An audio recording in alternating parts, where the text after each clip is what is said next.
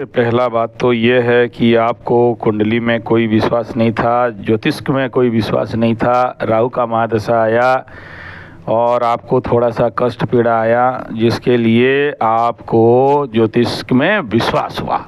ये पहला बात है ना। तो सबसे पहले क्या करना है बता रहा हूँ। और ज्योतिष नहीं कहते हैं, ज्योतिष कहते हैं, है ना। ज्योतिष है ये पहले समझिए। और एस्ट्रोलॉजी इसको ऐसे बताया जाता है, ओके।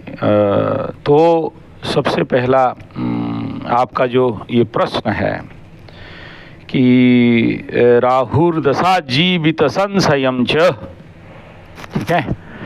जब राहु का महादशा जिंदगी में आता है तो आदमी बचेगा कि मरेगा, जिस दिन डाउट हो जाए तो समझना कि ये सही राहु महादशा है, ठीक है। हाँ, जब तक ये जिंदगी में सर्वशून्यम, इसका राहु महादशा का जो सूत्र है, बोला सर्वशून्यम, सब कुछ ले लेता है। तो आपका भाई लोग आपसे सब ले लिए, इसमें प्रॉब्लम क्या हो गया, है ना। हाँ, सर्वशून्यम विशद मापद सर्वशून्यम, ओके। और इसमें बताया जाता है भय क्या आता है, इसमें भय आता है। राहु के महादशा में भय आना स्वाभाविक बात है ना। तो ये राहु महादशा में ये सब स्वाभाविक और बहुत स्वाभाविक विषय है ना।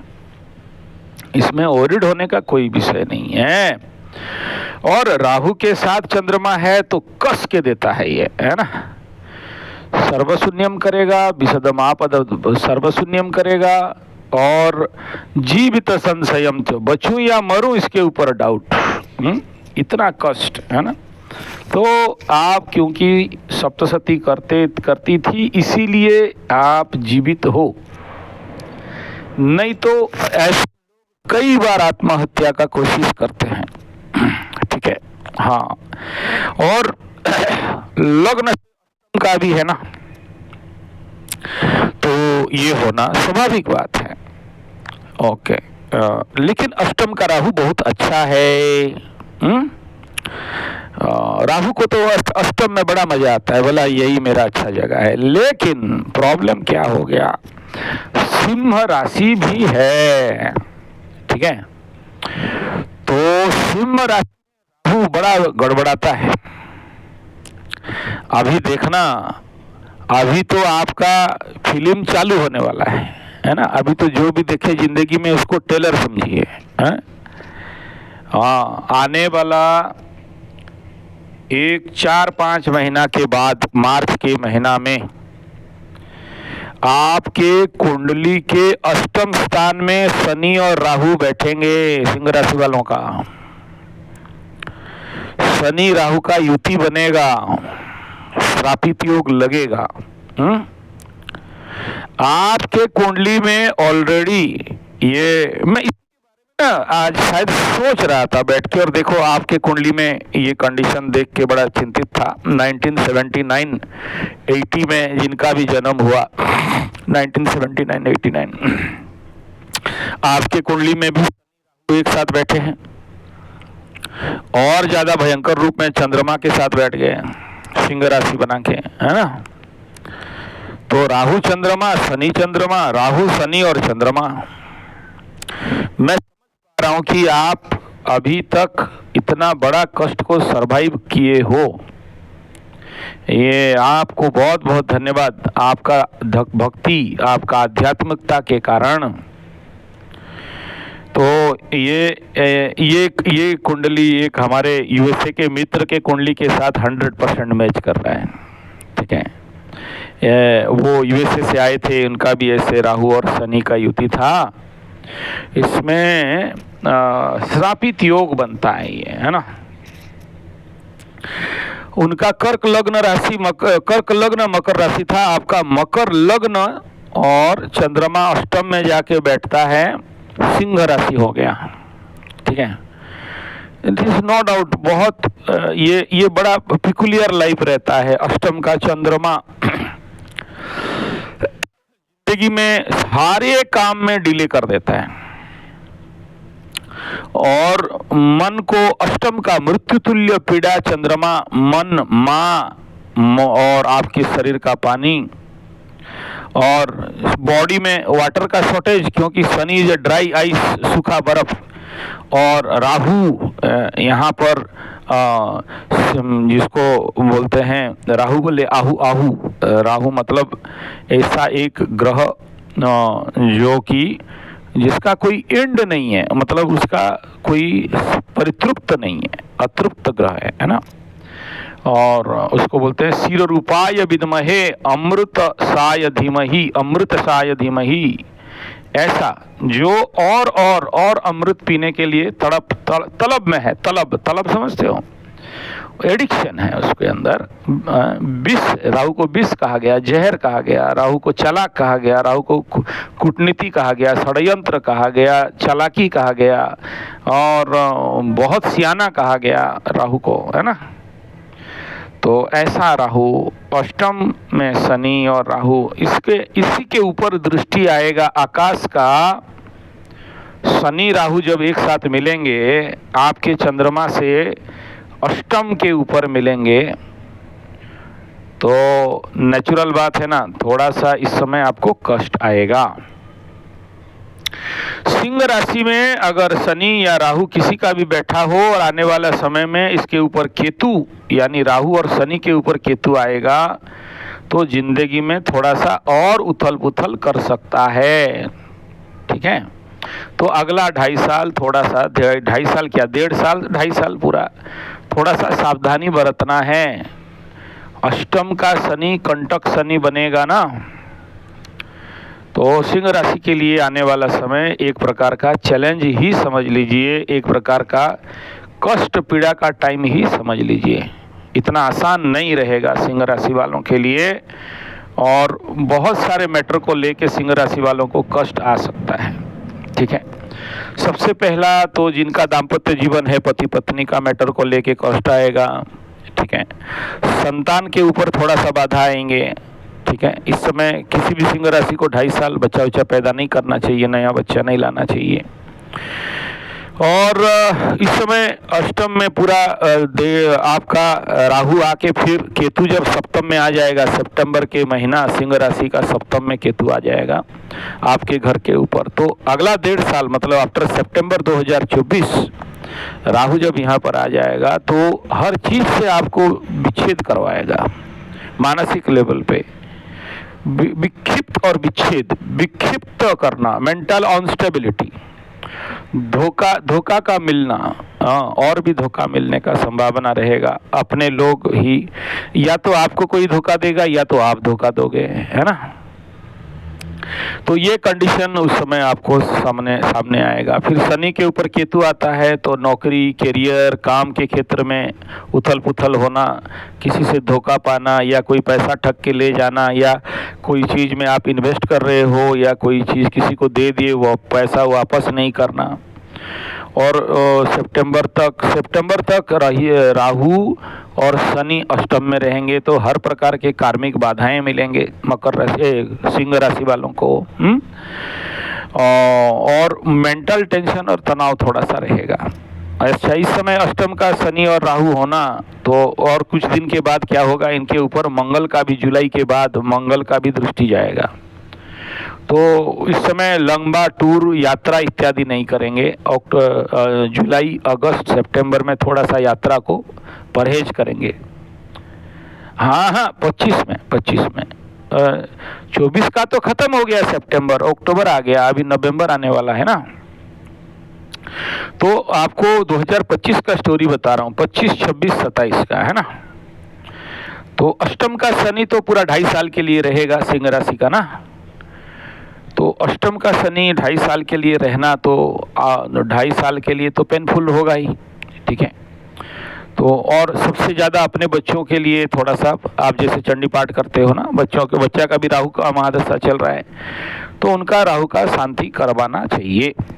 तो इस समय आपके जीवन में कष्ट इसलिए आ रहा है क्योंकि आपके केतु के ऊपर, आपका कुंडली के केतु के ऊपर शनि चल रहा है, ठीक है।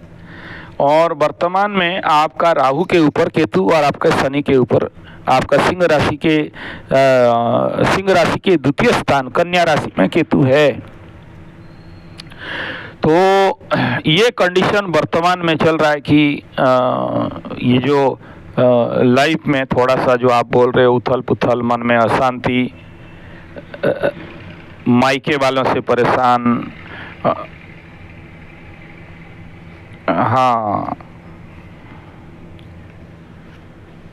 हाँ ये रहेगा और भी थोड़ा सा देर रहेगा। और है ना, अष्टम में सिंह राशि के अष्टम में राहु है, अभी शनि भी घुसेगा तो और सिंह राशि का मायके वाला समस्या, ससुराल वाला समस्या दोनों बढ़ेगा।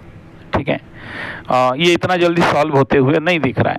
ठीक है, तो इसमें आपको साइलेंस रहना है, आपको ज़्यादा समझाने का सुलझाने का कोशिश नहीं करना है, करके भी कुछ होगा नहीं।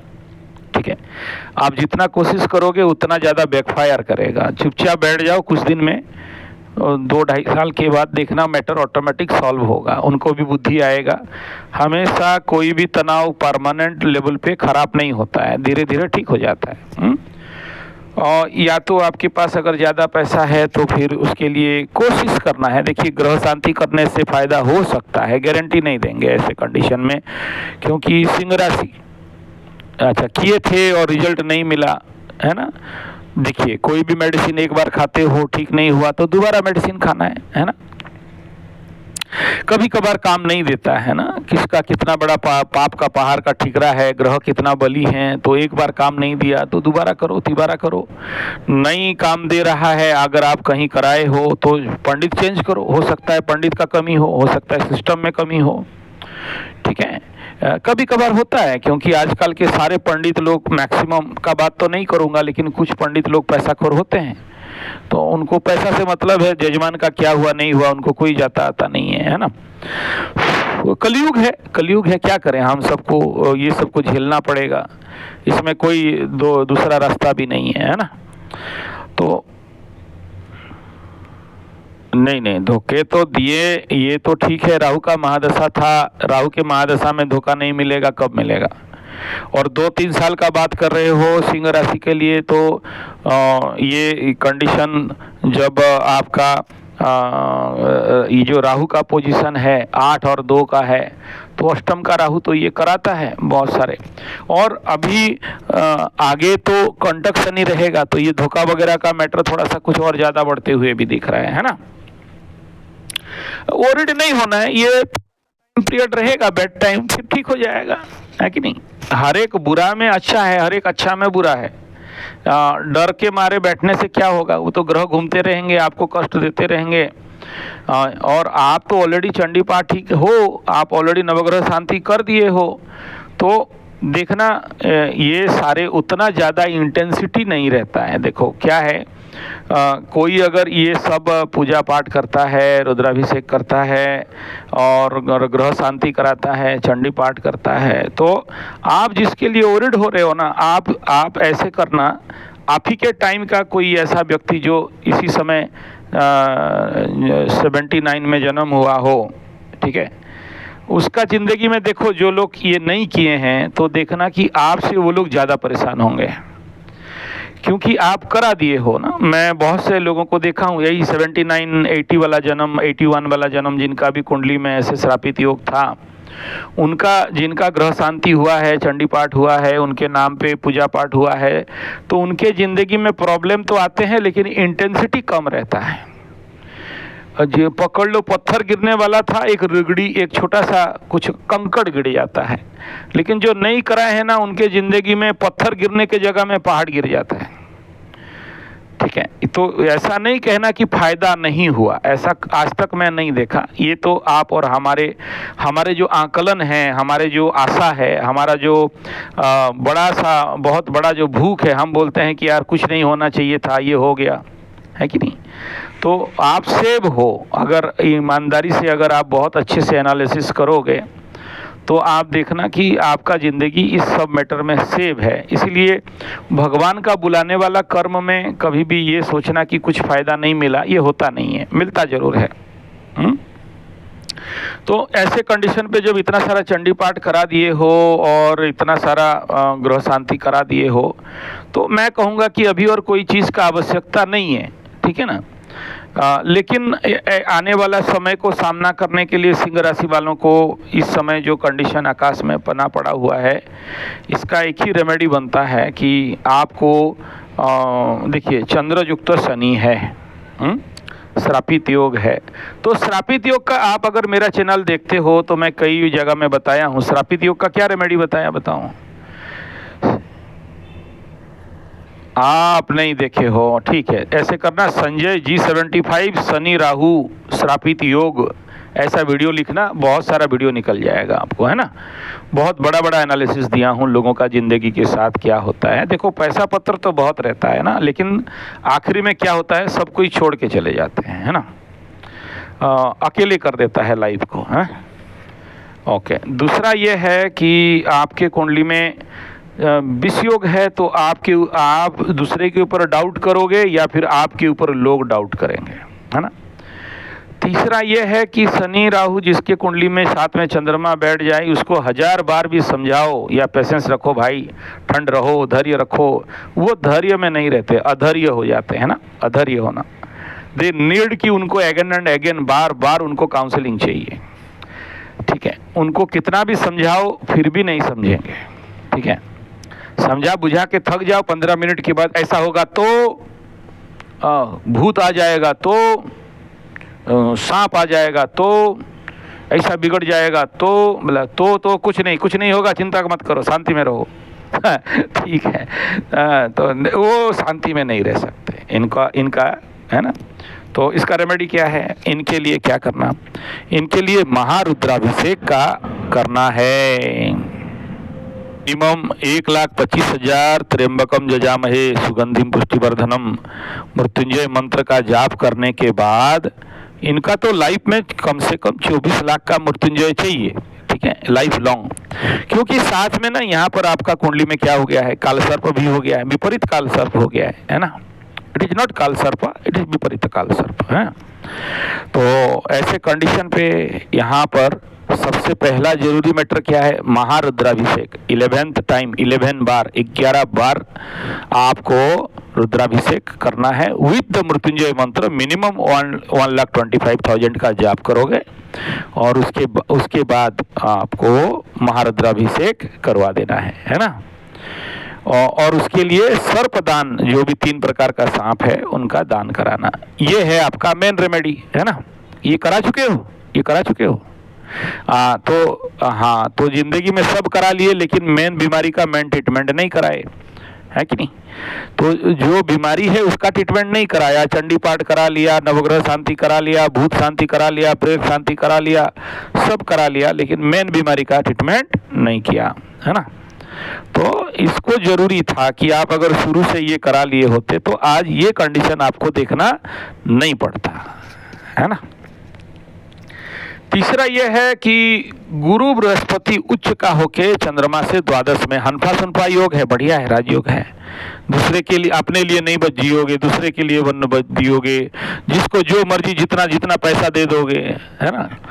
और आवश्यक अनावश्यक कुछ समझोगे नहीं, कोई मांगा तो दे दिया, कोई नहीं मांगा तो भी दे दिया, है ना। कल एक ठो गधा ऐसे ही गुरु बृहस्पति द्वादश वाला, मैं मांगा नहीं, 50,000 भेज दिया है, ठीक है। ऐसे ही किया ना, ऐसे नहीं करना है ना। पूछ लो पहले सामने वाला को जरूरत है कि नहीं। तो अच्छा है गुरु बृहस्पति द्वादश, लेकिन जिंदगी में समस्या भी खड़ा कर देता है ना। सोच समझ के खर्चा करना चाहिए ऐसे लोगों को। गुरु उच्च का है तो जिंदगी राजा जैसे है ना। आप महारानी हो, ये तो गारंटी है। कोई आप दुनिया में 1000 प्रॉब्लम आ जाए लेकिन आप महारानी हो। हम लोग बोलते हैं कि कर्क राशि में गुरु बृहस्पति हो, कंकड़ा घरे थिले जति, चाकरानी पुओ धरे छति, मतलब नौकरानी के घर में भी आप जन्म हुई हो और गुरु बृहस्पति आपका कर्क राशि में है। कितना भी बिगड़ा हुआ कुंडली है, आदमी तो राजा है एकदम। बम बम हमको ज्यादा समझते हो, ठीक है। उनका जिंदगी राजा जैसे रहता है ना, ठीक है। लाइफ है किंग वाला, तो ऐसे लोग थोड़ा सा ज़्यादा दान मतलब दे देना, किसी से नहीं मांगना और दूसरे के लिए कुछ करना, और इनके अंदर बहुत ज्ञान रहता है। गुरु का मास बॉडी में बहुत रहता है, तो इनको अगर ठीक व्यायाम नहीं करेंगे ना, मोटा हो जाते हैं, है ना। तो उसको ध्यान देना चाहिए। लिवर का थोड़ा सा प्रॉब्लम बन सकता है, तो उसको भी ध्यान देना चाहिए, है ना। तो यहाँ कोई प्रॉब्लम नहीं है। एक तो गुरु द्वादश का शांति करा लीजिए, नहीं कराओगे तो अगला टाइम पीरियड में आपके लिए बहुत समस्या कर सकता है, करेगा इसका गारंटी नहीं दे रहा हूँ, है ना। क्योंकि अभी देखो आपका तो गुरु द्वादश चंद्रमा से, देखो आपका बेटा का भी हो सकता है। कल एक ऐसा घर गया था ना, उनका पूरा परिवार का गुरु बृहस्पति द्वादश में बैठा, ठीक है। हाँ, तो और बड़ा डेंजर है ना ये होना, नॉट गुड है।